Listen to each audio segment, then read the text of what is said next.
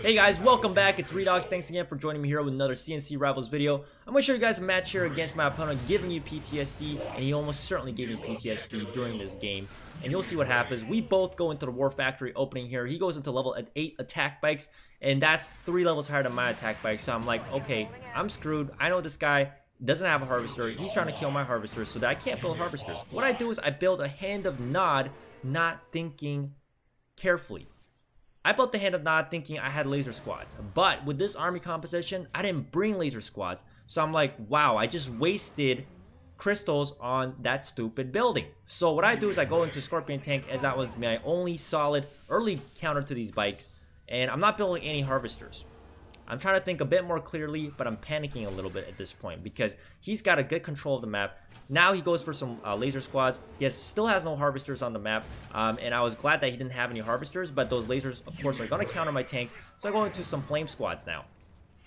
And even though my flame squads can beat these laser squads, because he also has a Hand of Nod, he's going to go into his own flame squads. Predictable, right? And his flame squads, because it's 1 level higher than mine, my flame squads aren't going to stand a chance against that. And the missile's almost done building, so I try to secure it by sending an attack bike and hoping that my flame squad could live there for a little bit. But nope, my flame squad, of course, dies in time. And my attack bikes will go down here to his units, while the missile is pretty much going to be on PTSD's side. And I go for a level 5 buggy. I was thinking maybe I could do something with a buggy, but of course the buggy won't do anything, and every single of my unit dies. Now I'm going to pause right here.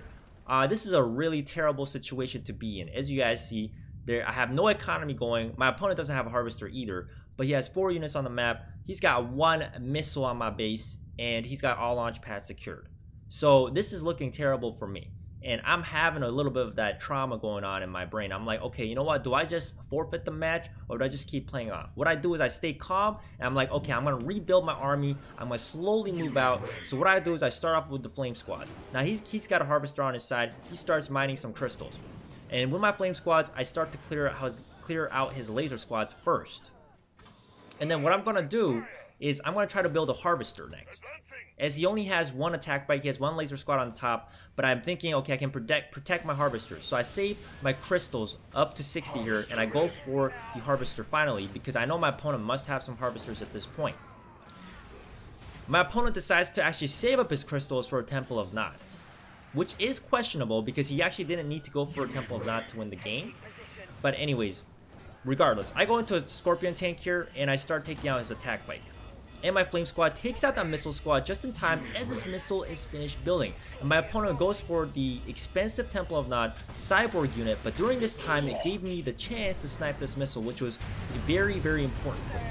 Because if I had not taken that missile, of course I would have lost this game. So he still tries to go for some Temple of Nod units here, and that's why he's saving all his crystals.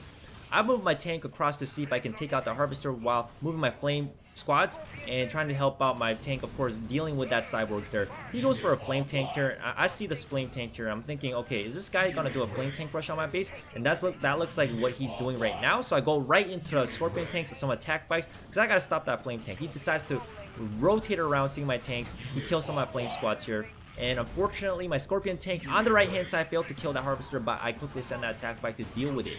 And right now, I'm thinking, okay, I still got a very good chance of winning this, even though he's got this powerful cyborg flame tank composition. As long as I counter his units properly, I can win this game. And I did slow down his economy a little bit by killing that harvester eventually. Now, the missile's almost done, so it's about whoever captures this missile here. And I move my flame squads, of course, onto my launch pad, kill that attack bike as quickly as I can with that Scorpion tank. And as his cyborg falls to my flame squads, as I counter it properly, his flame tank doesn't get on time onto that launch pad with my 2 flame squads.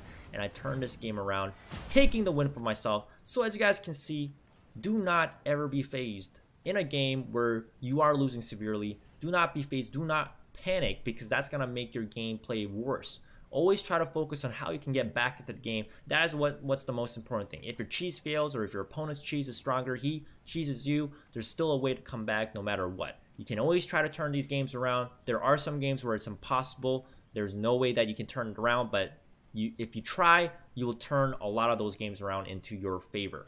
Anyways, thanks for watching this video, guys. I hope you guys enjoyed it. Once again, leave me a thumbs up, and of course, comment and subscribe if you still haven't. And I'll see you guys next time.